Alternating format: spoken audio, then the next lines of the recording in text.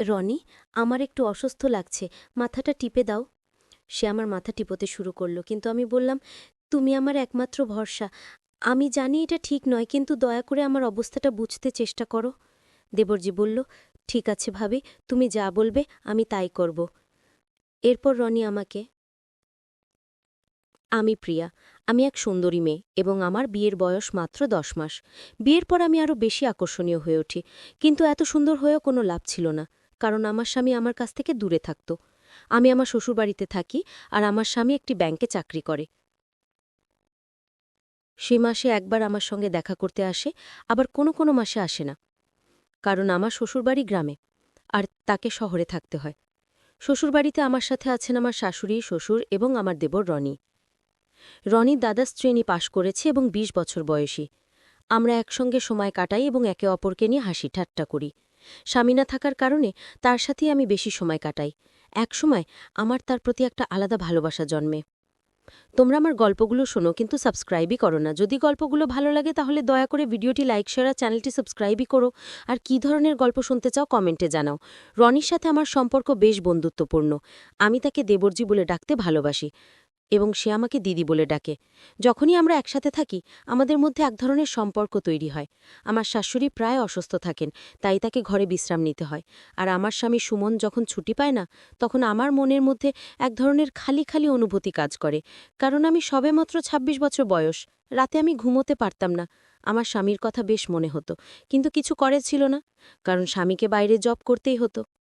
আমি আমার স্বামীর সাথে সবসময় ভিডিও কলে কথা বলতাম, আর আমার দেবর তা লুকিয়ে দেখত। আমি তাকে মানা করতাম না। আমার দেবর রলি খুবই যত্নশীল। একদিন সকালে আমি তার জন্য চা নিয়ে গেলাম এবং দেখি তার ফোনে আমার ছবি ওয়ালপেপার হিসেবে আছে। আমি তা দেখে অবাক হয়ে গেলাম। আমি জানতাম সে আমাকে পছন্দ করে। আমি তাকে মজা করে জিজ্ঞেস করলাম, কি হয়েছে ভাই, আমার ছবির ওয়ালপেপার সরিয়ে দিলে কেন? রনি কিছু বলল না। আমি বললাম, আমি বুঝতে পারছি আজকে আমার আচরণ তোমার ভালো লাগেনি, তাই সরিয়ে দিয়েছ। রনি হেসে বলল, না ভাবি, এমন কিছু হয়নি। তুমি ভুল ভাবছ। আমি সবসময় তোমার পাশে আছি, আমি রাগ করি না, আর তোমাকে এখনও আগের মতোই ভালোবাসি। রনিকে বললাম, এখন কি নাস্তা খাবা? কি নাস্তা বানাবো তোমার জন্য? রনি হেসে বলল, ভাবিজি, আমি এখন কিছু খাবো না, কিন্তু আমি দুধ চা খেতে খুব পছন্দ করি। তার কথা শুনে আমি মজা করে বললাম, তাহলে রান্নাঘরে দুধ আছে, গিয়ে বানিয়ে নাও। রনি হেসে বলল, আমি একবার ভাইয়াকে দুধ চা খেতে দেখেছিলাম, তখন থেকেই তোমার বড় ভক্ত হয়ে গিয়েছি, তাই তোমার ছবি ওয়ালপেপার হিসাবে রেখেছিলাম। তার কথা শুনে আমি মুচকি হেসে বললাম, আমি তো জানতাম তুমি বাইরে থেকে যতটা নির্দোষ দেখাও, আসলে তা নও। আমি জানতাম তুমি আমাকে লুকিয়ে দেখতে, কিন্তু আমি তোমাকে কিছু বলতাম না, কারণ আমি তোমাকে মনে মনে অনেক ভালোবাসতাম।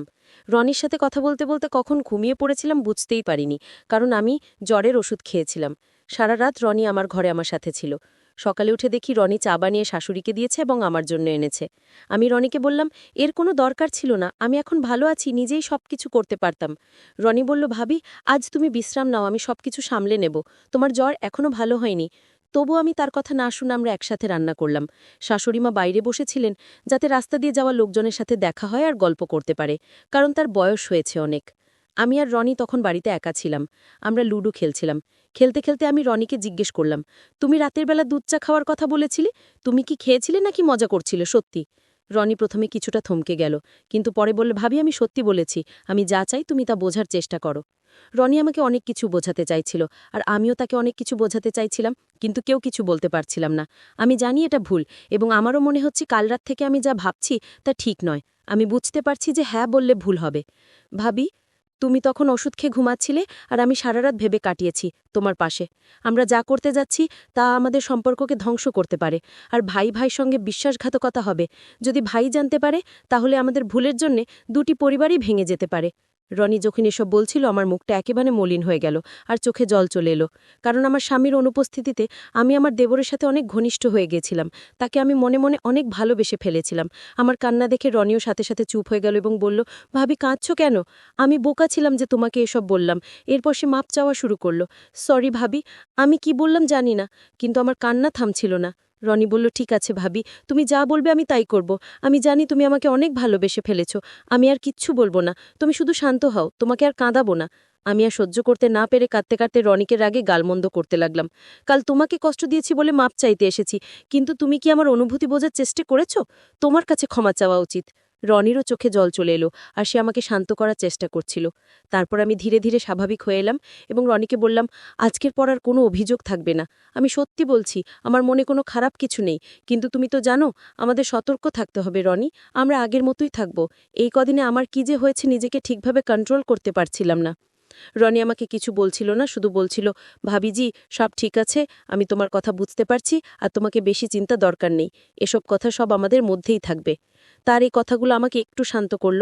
এরপর রনি কিছু না বলেই তার ভাই সুমনকে ফোন করে আর পরের দিন সুমন বাসায় এসে 2 দিন থেকে যায়। পরে রনি আমাকে সুমনের সাথে পাঠানো জোর করে, যাতে আমার স্বামী আমাকে তার সাথে নিয়ে যায় কিছুদিনের জন্যে। আমার দেবর বলছিল, কয়েকদিন ভাইয়ার সাথে শহরে থেকে আসো, মন ভালো হবে। আমার স্বামী তার ভাইয়ের কথা শুনে আমাকে নিয়ে গেল তার সাথে, যাতে আমার মন ভালো থাকে, কারণ একা একা থাকতে থাকতে অনেক বোর হয়ে গিয়েছিলাম। এখন অনেক সময় পার হয়ে গেছে, আর যখনই ওই দিনগুলোর কথা মনে পড়ে আমি আর রনি হেসে পড়ি। রনি অনেক মজার মানুষ, আর যদি তার জায়গায় অন্য কেউ থাকতো তাহলে হয়তো আমাদের সম্পর্কটা আজ ভেঙে যেত। রনিকে আমি এখনো মন থেকেই ভালোবাসি, কিন্তু প্রকাশ করি না। গল্পটা কেমন লাগলো জানাতে ভুলবে না। আরও মজার মজার রোম্যান্টিক গল্প শুনতে চাইলে ভিডিওটি লাইক, শেয়ার এবং চ্যানেলটি সাবস্ক্রাইব করতে এবং বেল আইকনটি ক্লিক করতে ভুলবে না। ধন্যবাদ।